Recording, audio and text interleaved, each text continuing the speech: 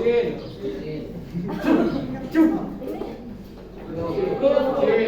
apa penyakit apa? Ganja. Sabar, ini jangan angka itu ya. Ini apa? Dia penyakit apa? Tobacco encephalitis. Tobacco, betul ini. Dari keempat gambar ini apa kesamaannya? Sama-sama disebabkan oleh virus. Jadi kita mau masuk ke materi virus. Nah, yang kita bahas ada sejarahnya, ciri-ciri, struktur, dan replikasinya. Yang pertama, ini dijelaskan sama temannya, yaitu sejarahnya. Jadi, pada tahun 1883, si Adolf Meyer ini yang dia melakukan penelitian tentang daun tembakau. Ingat ya, bakteri dengan virus lebih dulu ditemukan bakteri. Jadi ketika mikroskop ditemukan, itu adalah pertama kali untuk melihat bakteri. Jadi mikroskop dulu, bakteri baru virus. Dan kebalik ya, bakteri dulu ditemukan, baru kemudian virus. Nah, jadi pada tahun 1883 si Adolf Meyer ini dia itu melihat semua tanaman tembakau itu sakit. Kemudian dia penasaran kenapa bisa sakit. Akhirnya dia melakukan penelitian di mana tanaman tembakau yang sakit ini kemudian ditumbuk, diekstrak, disemprotkan ke tanaman tembakau yang sehat. Nah, menurut Adolf Meyer, dia menyebabkan bahwa tanaman tembakau yang sakit ini disebabkan oleh bakteri yang ukurannya sangat kecil. Jadi karena dulu ditemukan duluan bakteri, maka dia menganggap bahwa ditemukan pertama kali oleh bakteri. Jadi dia masuk belajar. Nah, kemudian pada tahun 1892, si Dimitri Ivanovsky melanjutkan penelitian si Adolf Meyer. Dia mengatakan bahwa yang menyebabkan tanaman tembakau sakit itu adalah bakteri yang sangat patogen. Patogen itu sangat menyebabkan penyakit dan menghasilkan toksin. Toksin itu artinya apa? Racun. Jadi bakteri patogen yang menyebabkan penyakit dan dia sangat toksin atau dia menyebabkan racun. Barulah pada tahun 1897 si Martinus Genggerik ini nih yang dia mengatakan bahwa penyebab penyakit tanaman tembakau itu bukan bakteri tapi adalah virus. Jadi kalau misalnya ditanyakan siapa sih yang menemukan virus pertama kali, yaitu adalah Martinus. Karena Adolf Meyer sama Dimitri itu dia hanya menyimpulkan bahwa itu adalah bakteri. Selanjutnya, nah, kalau si Wendell Stanley ini dia yang berhasil mengkristalkan virus. Virus hanya bisa dikristalkan pada suhu tertentu atau pada suhu yang ekstrim. Nah, gimana sih cara penelitiannya? Ini ada alurnya, siapa yang bisa menjelaskan? Ini mudah banget, siapa yang mau coba menjelaskan? Yang coba alur penelitiannya. Gampang, siapa yang mau coba? Yang mau coba? Udah dijelasin lengkap. Jadi gimana caranya si peneliti ini kok bisa sih dia menemukan bahwa itu bakteri, bahwa itu virus? Ini cara penelitiannya. Ada yang mau coba? Ada yang mau coba? Ada kan di UKS? Ada yang mau coba menjelaskan ke depan? Ini gak usah malu-malu. Siapa yang mau coba? Nah, ada yang mau coba nih, gampang banget jelasinnya. Buat apa? Maju. Mau betulin nggak? Betulin nggak biar boleh. Nah, kalau kesel boleh dilempar barisan ini. Jadi ini kan daun tumbuhannya sakit, terus ditumbuk, disaring, terus disemprotin ke tumbuhannya sehat, terus tumbuhannya jadi sakit. Nah yang ini daunnya sakit, ditumbuk lagi, terus disaring, disemprotkan ke tumbuhannya sehat, habis itu tumbuhannya jadi sakit lagi.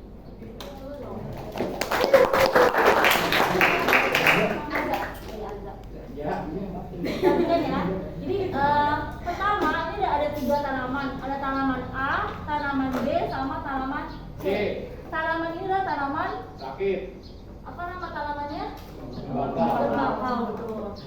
kalau tembakau yang A ini sakit nih, kemudian ditumbuk sampai halus, baru diekstrak. Diekstraknya itu bukan pakai saringan kayak saringan kelapa gitu ya, itu besar lubangnya. Pakai semacam kertas saring khusus, dimana itu sulit banget buat nanti nyaringnya. Nah, kalau udah, baru disemprotkan ke tanaman B yang sehat nih. Kemudian setelah disemprotkan, kemudian tanaman B jadi sakit. Nah, lihat. Nah, tanaman B yang sakit ini daunnya kemudian ditumbuk lagi, kemudian diekstrak, disemprotkan ke tanaman C yang sehat. Yang terjadi adalah tanaman C yang sehat jadi sakit. Nah, kalau dari alur penelitian ini, maka virus punya sifat apa? Menular, betul. Jadi namanya penelitian itu nggak bisa sehari 2 hari. Contohnya kayak Adolf Meyer 1883, Dimitri 1892, kemudian dilanjutkan lagi sama si Martinus. Jadi penelitiannya sampai bertahun-tahun baru ditemukan bahwa itu adalah virus. Pertama ini ketemu mikroskop dulu, habis mikroskop ketemu bakteri, baru setelah itu virus. Ya terbalik ya, mikroskop ya, bukan Microsoft. Ya.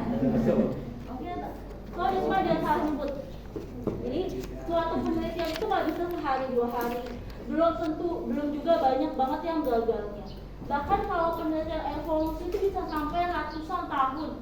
Namanya evolusi. Tapi karena tiap ilmuwan tuh punya datanya, sehingga bisa dilanjutkan. Kayak kalian kemarin waktu review artikel.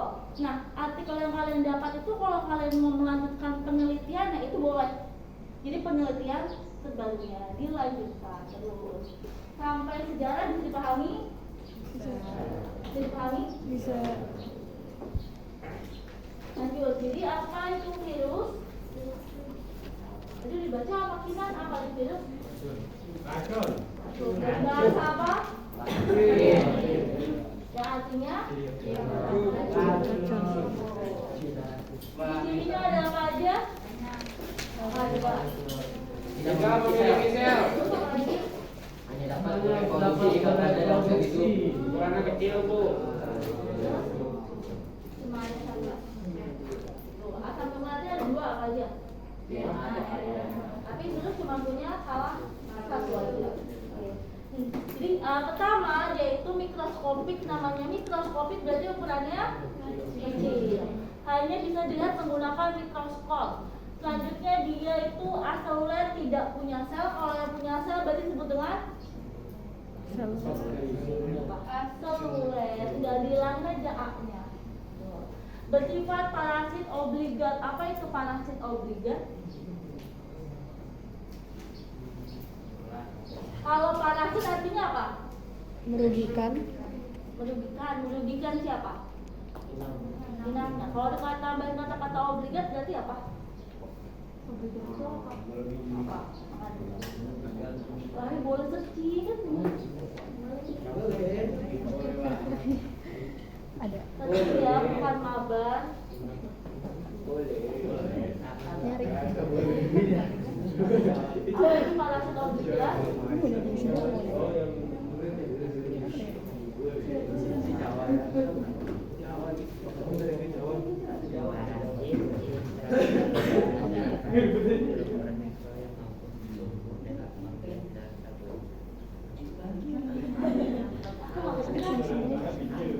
Apa dia? Berarti dia yang ketemu ya?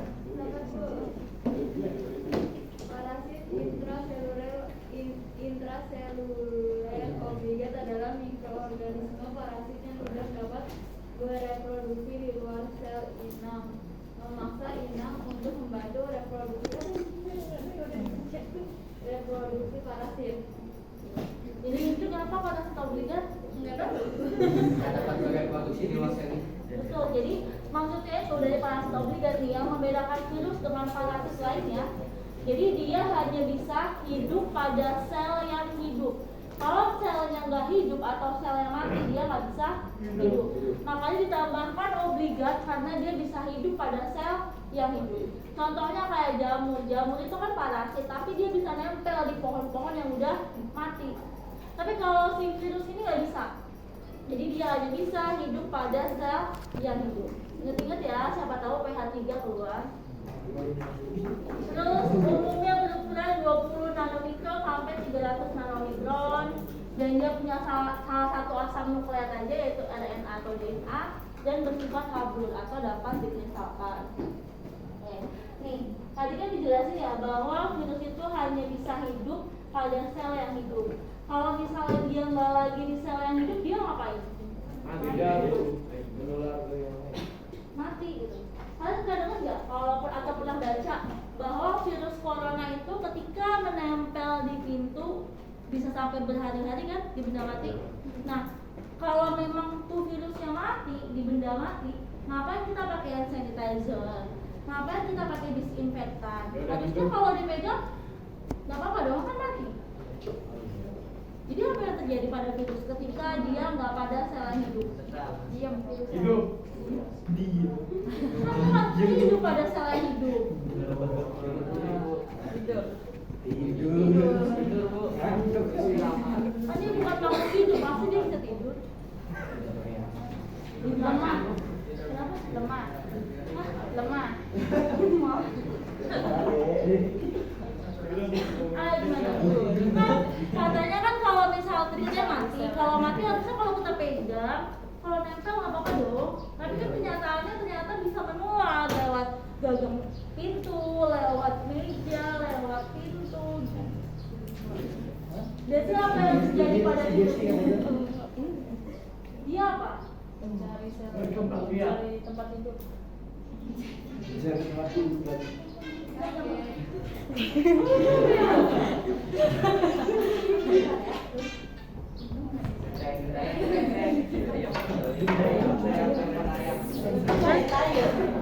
Jadi virus itu makhluk hidup atau benda mati?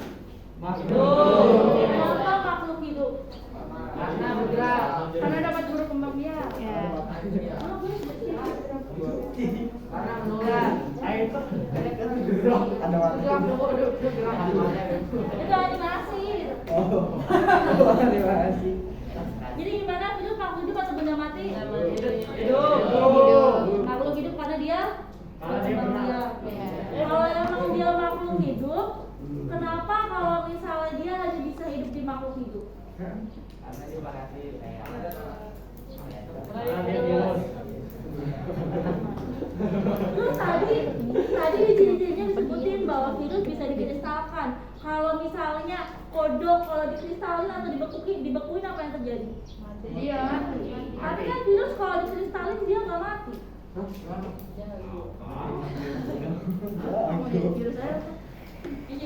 Jadi gimana dia makhluk hidup atau benda mati? Hidup. Ini namanya sel. Gimana coba? Karena dia menurut Bima.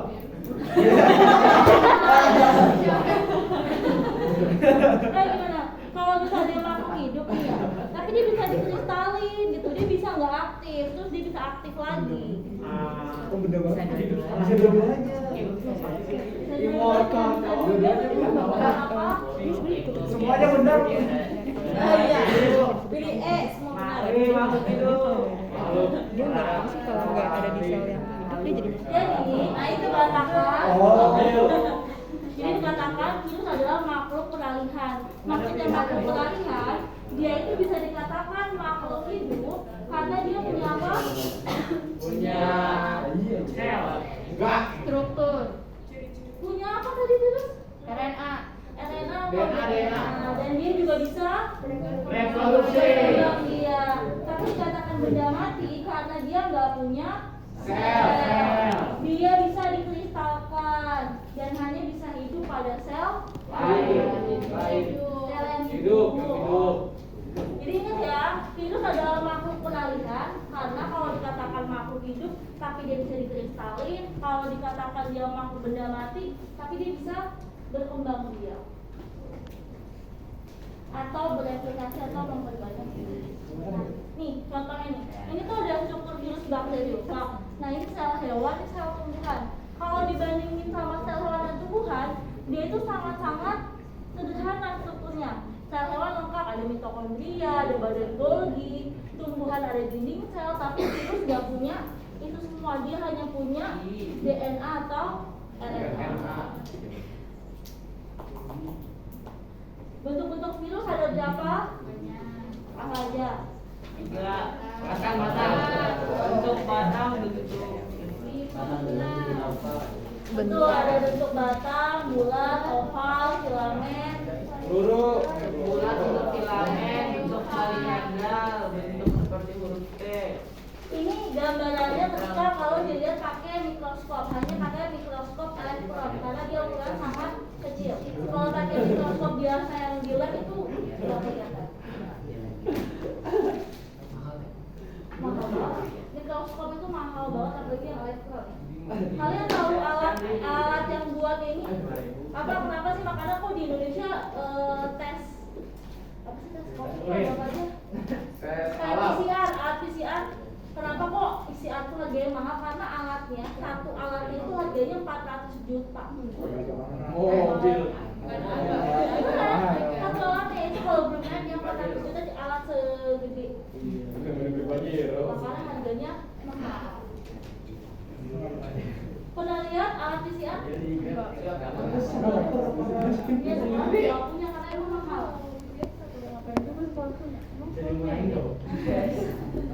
Nah, bentuk virus ada 3 bagian, ada apa aja? Kepala. Terus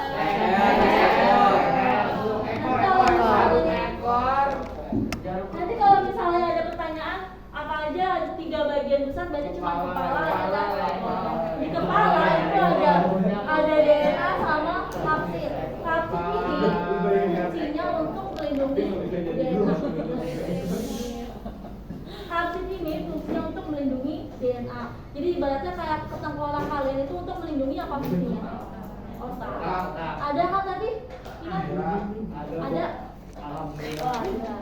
Nah, kemudian ada leher menghubungkan kepala dengan ekor. Nah, di ekor ini ada selubung ekor, serabut, papan dasar, sama jarum penusuk. Nanti bagian-bagian ini akan berfungsi ketika replikasi. Nanti kita bahas.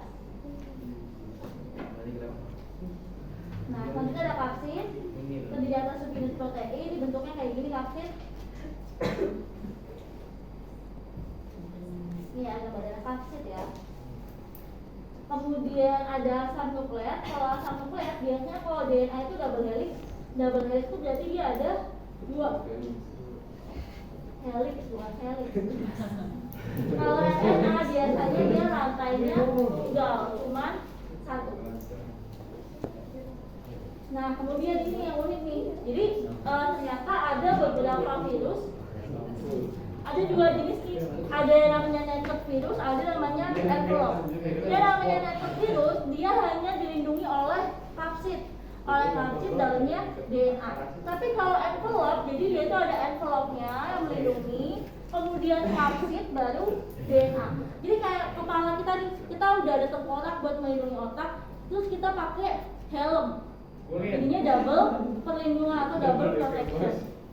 Nah, terus kenapa si corona ini sulit banget ditangani atau belum ketemu obatnya? Karena dia termasuk ke dalam envelope virus. Jadi kalau kita mau ngebunuh envelope virus, pertama yang dihancurkan envelope-nya dulu nih. Kalau envelope-nya udah hancur, baru kapsidnya yang dihancurkan, baru DNA-nya. Nih, kalau misalnya ini kok belum ada sih obatnya sampai sekarang gitu. Karena memang sulit banget ketika kita udah bisa menemukan obat untuk menghancurkan envelope-nya, belum tentu si obat itu berhasil menghancurkan kapsidnya. Makanya kenapa si corona itu sulit ditangani? Karena dia adalah envelope virus. Envelope itu terbentuk ketika dia dalam kondisi yang ekstrim atau kondisi yang enggak menguntungkan. Kalau misalnya kita udah bikin obat, kita mau bunuh si virus, tiba-tiba dia bikin envelope, apa cuma gagal obatnya. Sedangkan replikasi virus itu dalam 1 menit bisa sampai ratusan. Jadi daripada kita ngebuat obat, maksudnya dari kita mau ngebuat obat sama si virusnya replikasi lebih cepat, virusnya bereplikasi. Makanya sampai sekarang belum ditemukan. Nah, ditambah lagi di mana si COVID ini adalah virus RNA. Di buku coba dibaca apa bedanya virus RNA dan DNA. Ada di buku. DNA sebagian besar beruntai ganda, Terus sedangkan virus RNA beruntai tunggal. ya, apalagi gak? Tingkat mutasi RNA lebih tinggi lebih tinggi daripada tingkat mutasi DNA. Terus replikasi DNA terjadi di dalam nukleus, sedangkan replikasi RNA terjadi di sitoplasma. Virus DNA stabil, sedangkan virus RNA tidak stabil. Dalam virus DNA, kode genetik virus disuntikan dalam DNA inang untuk duplikasi dan decoding. Virus RNA melewatkan DNA untuk duplikasi dan decoding. Nah, jadi ingat, virus COVID adalah virus RNA, di mana virus RNA itu tingkat mutasinya tinggi, tingkat kesalahannya tinggi. Ketika tingkat mutasi atau tingkat kesalahannya tinggi, maka akan muncul varian baru. Makanya kenapa kok COVID banyak banget variannya, ada Delta, ada B16, ada Omicron kan. Nah itu karena memang tingkat mutasinya tinggi sehingga menyebabkan varian baru. Kalau misalnya nih, dia kan punya envelope ya buat beradaptasi ya, buat bertahan. Kalau misalnya dia kena warga Indonesia, 200 juta warga Indonesia misalnya kena COVID. Nah tubuhnya kan beda-beda ya. Terus kalau virus mampu beradaptasi sehingga bisa menimbulkan varian yang baru. Kayak yang paling parah itu varian apa? Delta. Delta itu dari mana? India juga. Dari India gitu. Mungkin karena kebiasaan atau hidup warga India kan ada yang bilang jorok ya, jadinya makanya variannya paling berbahaya paling berbahaya di sana. Jadi kalau misalnya ditanya, kok COVID nggak sembuh-sembuh sih, kok COVID ini nggak hilang-hilang, belum ada obatnya? Karena pertama dia adalah virus RNA, kedua dia punya envelope yang mampu melindungi diri. Jadi kenapa kok susah banget? Karena memang dia udah virus RNA, dia punya envelope, sehingga sulit banget untuk dilawan. Sampai sini bisa dipahami? Masih mudah ya? Masih mudah ya? Ini contoh virusnya. Nah, baru kita masuk ke aplikasi. Di aplikasi lumayan sulit, silakan dibaca dulu bukunya di bab 2.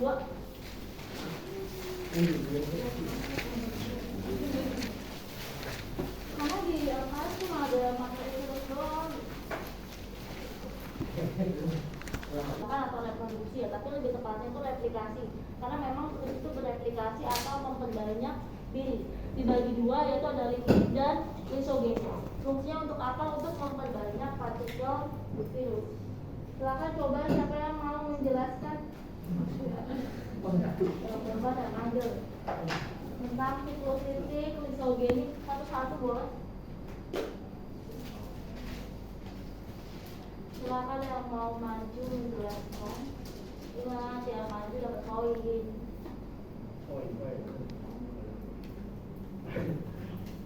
Felix mau coba Felix? Wah, Elik, kamu balik. Nida, mau coba Nida? Kalau Resta mau coba? Apa? Boleh. Alina mau yang mana, analitik atau lisogenik? Yang dulu. Strawberry. Boleh. Oke, satu lagi yang tinggal kritik, siapa yang mau jelasin?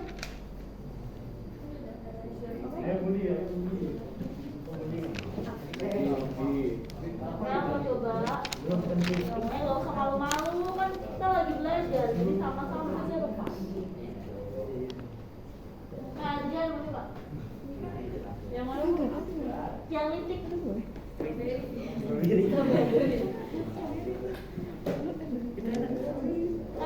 Apa coba silakan. Siapa namanya? Umaira. Umaira. Ini mau pakai tongkang semapun.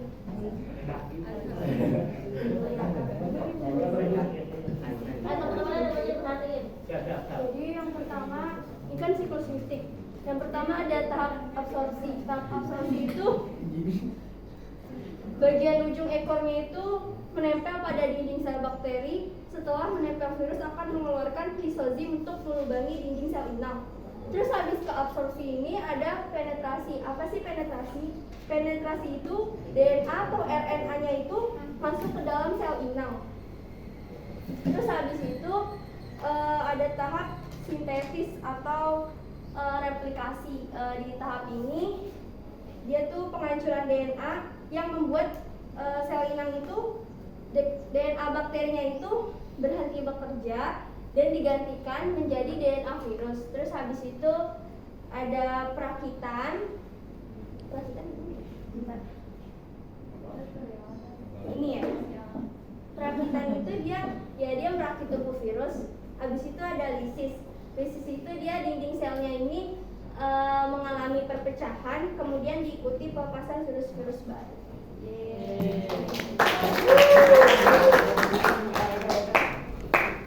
Gimana ya maju?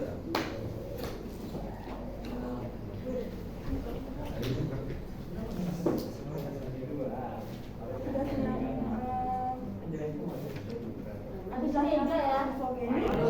Siklus histogenik terjadi jika sel inang memiliki pertahanan yang lebih baik dibandingkan daya infeksi virus, sehingga sel inang tidak segera pecah, bahkan dapat memproduksi secara normal atau membunuh diri. Nah, jadi yang pertama ini tahap absorpsi, yaitu lagi melekat pada suatu bakteri.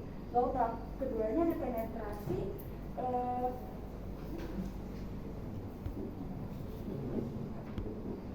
DNA alfagi dimasukkan ke dalam sel inang. Yang ketiga, DNA alfagi disisipkan pada kromosom sel bakteri. Yang keempat, kromosom yang telah disisipi profag mengadakan replikasi yang terjadi terus-menerus selama ada pembelahan sel. Yang kelima, pada kasus yang jarang terjadi, profag dapat memisahkan diri dari kromosom sel bakteri untuk memasuki hipofisis itu.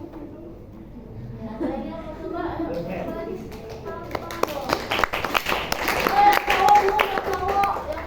Yang cowok Ega maju gak? Ayo tadi nggak mau Bu. Ega maju gak? Tadi nggak mau Bu. Ayo cepat, Ega sama Kira nih berdua nih. Gila, gue ngantuk banget. Ayo yang cowok dulu, masa ada Ada ulang. Saya sama Kira dulu yang maju Ben, main. Gue gak bisa baca. Gue tadi fondasi. belakangnya. Gue cuma pernah baca doang, tapi gue nggak masalah. Iya, cuman kayak yang gue merasa penting tadi tuh gue tidur sebentar. Gue acting banget sih tadi. Ngantuk banget. Titik. Nama bakterinya bakteri apa?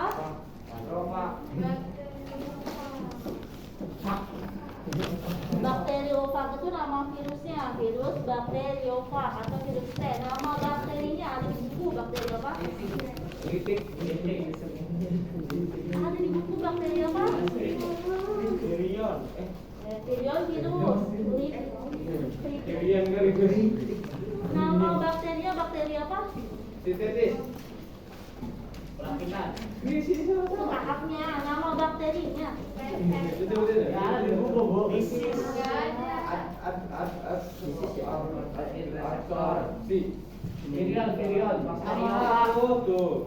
Jadi virus T atau virus bakteriofag menginfeksi bakteri apa? Escherichia coli. Oh ya, Escherichia coli. Ada Ibu. Ada. Jadi itu namanya virus T nih. Ada orang kelas 2 menemukan kok nih. Ini adalah virus T nih. Jadi virus T atau virus bakteriofag ini dia menginfeksi bakteri apa? Escherichia coli. Nah, ketika virus T menginfeksi bakteri Escherichia coli, bakteri Escherichia coli ini ada di mana letaknya? Kalau di tubuh manusia ada di mana? Di usus atau di sistem pencernaan. Jadi perhatikan. Ini sebelum kita masuk ke replikasi, ingat ini adalah virus T atau virus bakteriofag. Virus bakteriofag ini menginfeksi bakteri Escherichia coli. Lokasinya ada di sistem pencernaan atau di usus. Nah, ketika si virusnya masuk ke dalam tubuh, jadi antara virus sama bakteri ini kayak semacam dia udah punya reseptor nih, udah kayak gembok sama kunci. Virus itu nggak akan bisa menginfeksi yang bukan inangnya. Jadi dia hanya bisa menginfeksi inangnya. Misalnya virus mau menginfeksi sel darah merah itu nggak bisa, karena inangnya dia adalah bakteri E. coli. Jadi ketika dia masuk ke dalam tubuh virusnya, oh dia udah tahu nih ternyata bakteri E. coli itu letaknya ada di usus atau di sistem pencernaan. Mereka udah kayak punya semacam sinyal, udah punya reseptor, sehingga dia bisa menemukan si bakterinya. Kita lihat yang litik dulu. Ini litik, sebelahnya lisogenia. Di tahap litik pertama ada adsorpsi. Tadi masih ingat bagian tubuh virus ada apa aja? Kepala. Di bagian ekor ada apa aja? Apa? Sabut ekor, dasar. Boleh? Sekretaris siapa? Ini adanya, tadi kan ada sabuk ekor, lempeng dasar, sama jarum penusuk. Nah, di tahap adsorpsi ini, ketika virus T atau bakteriophag ini nempel, dia menggunakan sabut ekor. Jadi sabut ekor fungsinya untuk menempel pada dinding sel bakteri.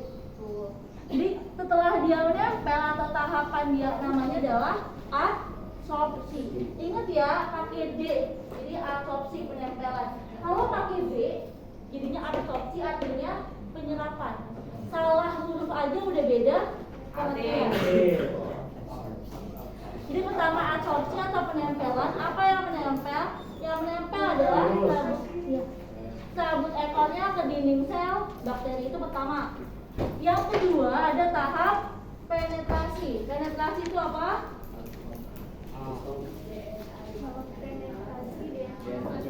Sebelum dimasukkan diapakan dulu? Inang nih emang nih sebelum dimasukkan apa? Apa? Gimana kan dia udah nempel pada sabut ekor, terus di bagian ekor ada apa lagi? Membuat lubang menggunakan. Nah, jadi pertama ingat dia nempel dulu pakai sabut ekor. Di tahap kedua penetrasi dia akan melubangi dinding sel pakai jarum penusuk. Setelah melubangi, yang masuk hanya bagian apa? Jarum yang masuk, apa yang masuknya apa? Hanya DNA-nya saja atau RNA-nya saja. Nah, kalau misalnya bagian asam nukleat udah masuk, apa yang terjadi dengan tubuh virusnya? Mati. Mati atau masuk ke dalam? Mati atau terdegradasi. Biasanya dia mati itu dimakan sama antibodi. Jadi kan dianggapnya benda asing sehingga dimakan. Nah, setelah dia memasukkan DNA-nya, ingat ya, tubuhnya nggak ikut masuk tapi tubuhnya mati atau terdegradasi. Kemudian setelah ini masuk ke tahap sintesis atau replikasi. Di tahap ini dia itu akan menghancurkan DNA bakteri, dia akan mengambil alih DNA bakteri. Kayak misalnya Kinan main ke rumahnya Samit, sampai di rumah Samit tiba-tiba Kinan menguasai rumahnya Samit.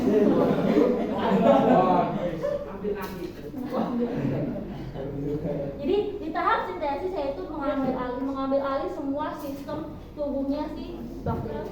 Setelah itu baru perakitan. Karena tadi yang masuk cuma bagian DNA-nya doang, maka dia butuh apa? Butuh tubuhnya lagi, butuh kepalanya, butuh lehernya, butuh ekornya. Sehingga dia merakit tubuhnya kembali. Setelah perakitan baru dia akan lisis. Jadi kenapa namanya litik? Litik itu asal katanya adalah lisis. Lisis itu artinya pecah. Makanya di tahap terakhir itu dia akan lisis atau pecah dengan bantuan enzim lisozim, betul. Sampai tahap litik bisa dipahami? Bisa. Ingat pertama ada absorpsi, penetrasi, sintesis, perakitan, baru lisis. Di lisogenik apa bedanya? Jadi bedanya gini. Kalau di lisogenik sama, dia ada tahap absorpsi juga, ada penempelan juga. Yang menempel itu sabut ekornya menempel ke dinding sel bakteri. Setelah dia nempel, dia akan penetrasi. Pertama dindingnya dilubangi dulu, dilubangi pakai jarum penusuk. Setelah dilubangi baru dimasukkan DNA-nya. Setelah DNA masuk, Maka kalau di lisogenik masuk ke tahap ketiga yang atas nih. Tahap ketiga itu di mana DNA virus ini akan bergabung dengan DNA bakteri disebut dengan profag atau provirus. Ingat-ingat pH 3 pasti keluar. Jadi ketika DNA virus bergabung dengan DNA bakteri disebut dengan profag atau provirus. Nah, selanjutnya ada tahap pembelahan. Apa yang membelah? Kan bakteri makhluk hidup ya, dia juga berkembang biak. Setiap kali dia membelah, maka tiap sel anaknya akan membawa profag. Setelah itu baru pada kasus tertentu atau pada keadaan tertentu dari tahap lisogenik ini dia bisa menjadi lisis. Jadi ibaratnya gini, misalnya di tangan kita tuh ada virus, tapi inangnya ini lemah, jadi masuknya ke siklus litik gitu. Akhirnya masuk ke siklus litik, ketika virusnya bereplikasi pecahlah di tangan. Tapi kalau misalnya lisogenik, virusnya ini kayak sembunyi di dalam tubuh bakteri, dia kayak menyisip gitu. Jadi nggak ketahuan, tahu-tahu di seluruh bagian tubuh yang ada bakterinya itu terdapat dalamnya ada virusnya. Karena nggak ketahuan kalau ternyata si bakteri itu membawa virus. Nah, kalau misalnya bakterinya membelah ke seluruh tubuh, terus tiba-tiba dia lisis atau pecah, maka akan lebih berbahaya. Jadi kalau daripada litik, lisogenik ini lebih berbahaya karena nggak ketahuan, oh ternyata si bakterinya itu dia membawa virus. Jadi bedanya kalau misalnya di tahap litik dari adsorpsi ke penetrasi ke sintesis, di lisogenik dari adsorpsi penetrasi ke penggabungan. Yang bergabung disebut dengan profag atau provirus. Baru dia pembelahan. Yang membelah adalah si tiap-tiap sel anaknya bakteri. Sampai sini bisa dipahami? Gimana aja? Ayo Gustaf, coba ulang Gustaf. Allah. Iya mau, cuma jelasin dong, belum dijelasin. Ayo coba Gustaf. Enggak jadi ngantuk mulu dia nih. Siapa yang mau coba? Paham nggak nanti kalau soal-soal di pH 3 itu loh sulit. Nih, berarti videonya jadi yang terakhir lisogenik.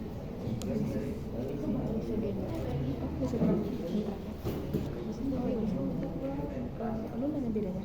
ini contoh sih Kalau misalnya ini siklus litik. Virus T-nya ini dia akan nempel di sel bakteri Aku mau nanya yang pembelahan tadi sintesis pakai apa? kemudian dia akan mengeluarkan jarum penusuknya. Kan sel-sel bakteri. Ya, kalau sintesis itu Setelah itu kemudian dilubani. sintesis itu dia nggak terus rakit itu dia merakit. Nah, baru dia akan memasukkan atau memindahkan DNA-nya. Pecah. Oke, namanya ini. Sorry. Setelah itu dia akan menginfeksi bakteri yang lainnya. Satu lagi, ini yang lisogenik. Oh, ini.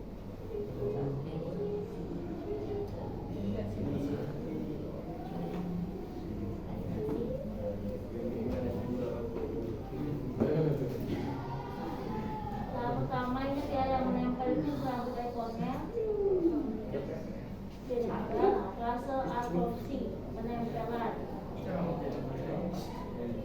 Lalu dia akan injeksi atau penetrasi, dia akan melubangi dinding selnya dan memasukkan DNA.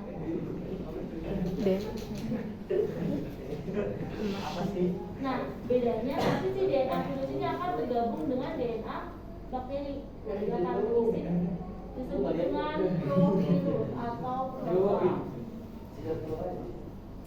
Baru dia akan replikasi. Jadi ketika bakteri nanti membelah ini, maka tiap-tiap sel anaknya akan membawa profag. Nambah lagi. Udah, itu dia memisahkan diri. Dia akan membelah.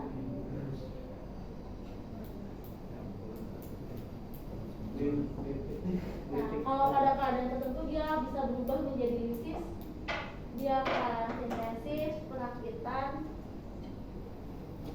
tubuhnya lagi.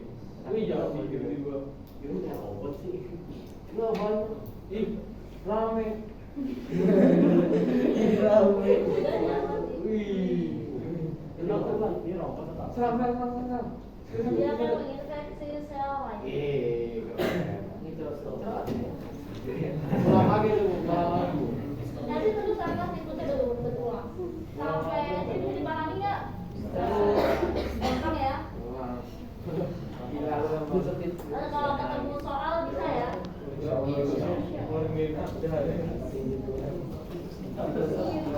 Saya ada mau coba menjelaskan lagi ya teman-temannya. Kalau saya mau coba nih biar lebih jelas. Biasanya kan saya bukan info Bekasi ya, beda.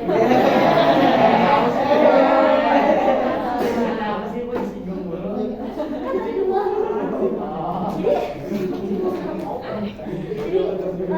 di Jawa Barat ya, di Jawa Barat tepatnya di Bandung itu ada sekitar 430-an orang.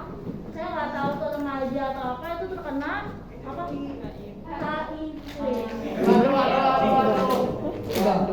HIV. Apa itu HIV? HIV singkatan dari apa?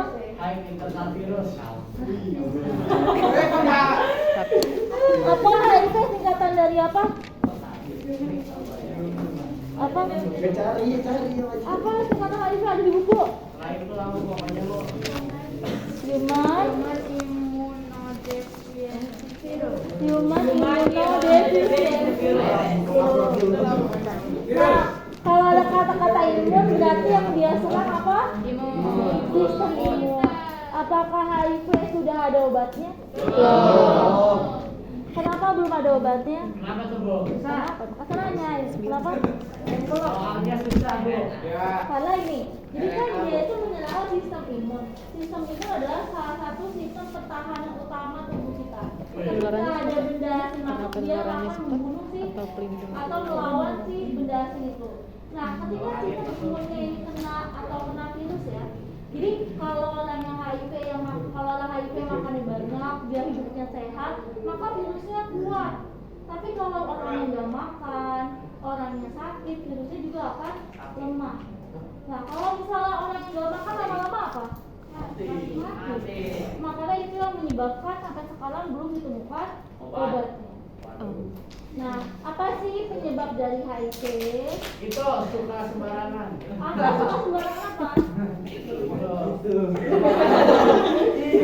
Jadi penyebabnya adalah pertama ada seks bebas. Jadi misalnya hari ini sama A, besok sama B. Itu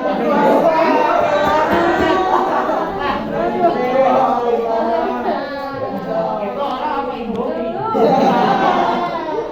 Tapi bukan kalau saya suka lihat ya, kalau kalian punya Twitter atau misalnya kalian di Twitter sih kayak kita kan kalau Twitter kan suka FWB tahu FWB nggak?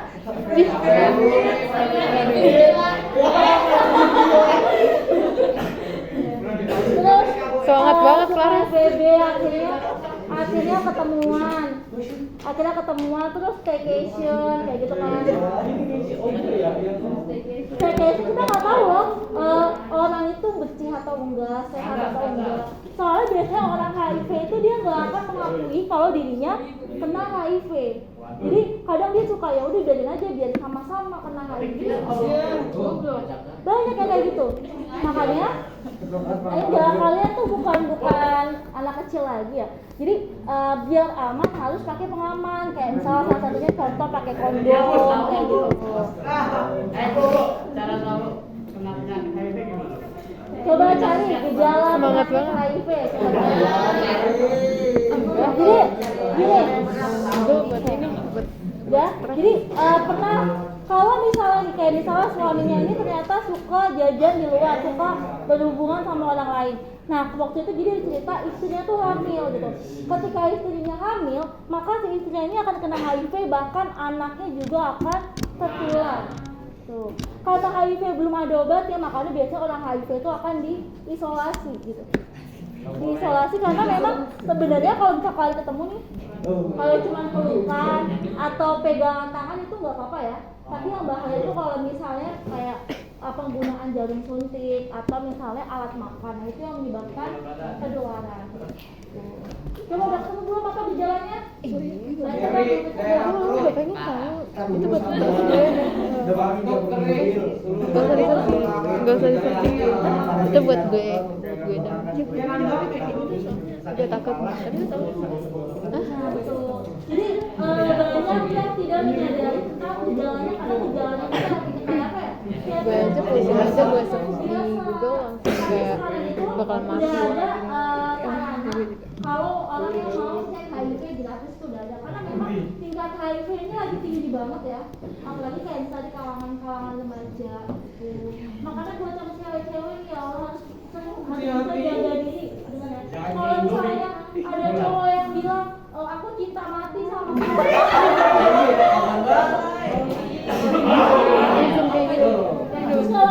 Lu ngunyah di mulut habis itu gitu ke dia. Tiba-tiba gitu.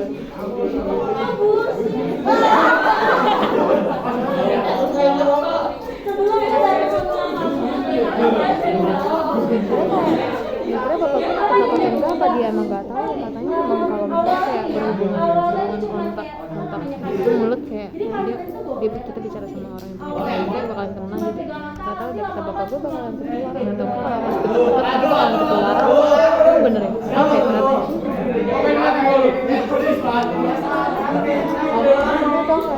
Gue nggak tahu tahun ini tuh gue harus banget kayak paling takut kayak pelajaran gitu sekarang karena kayak ada contohnya Fanya gitu. Iya, gue takut kan kayak apalagi gue bakalan misalnya kayak orang itu bakalan ngeluarin ke orang lain kan ngeluarin ke